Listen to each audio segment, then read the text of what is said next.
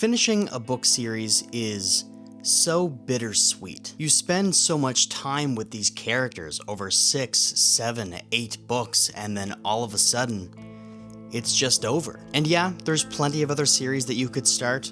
I have about a dozen on my bookshelf, but sometimes you just find the one. You find the characters that you relate the most to, and you spend so much time with them, and then you go on one last adventure with them, and poof, you'll never spend time with those characters ever again. Unless you reread the series, but reading it a second time is never the same as reading it for the first time. I am reading through Stephen King's The Dark Tower, which is considered one of the most unique fantasy series that is out there, and it is wonderful. King has always stated that he'll never write a story unless he has the characters down pat.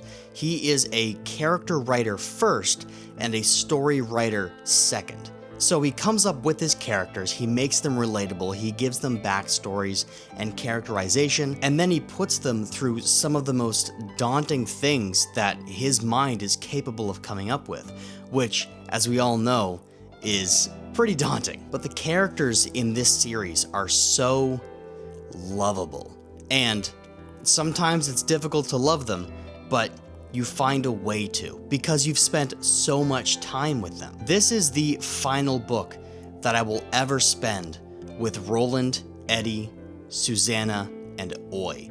And as much as I am excited to finally finish this daunting series that's 8 books, 2 of which over 800 pages, there's also that bitter part of the catchphrase, bittersweet.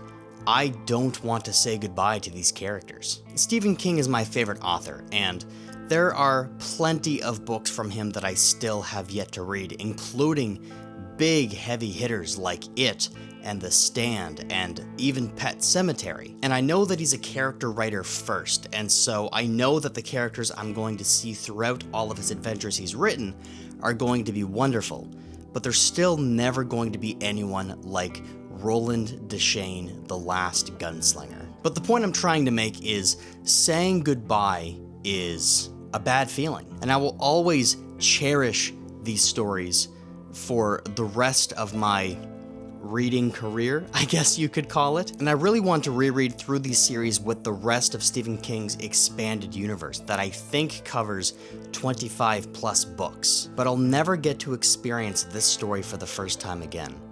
And there's something a little bit sad about that.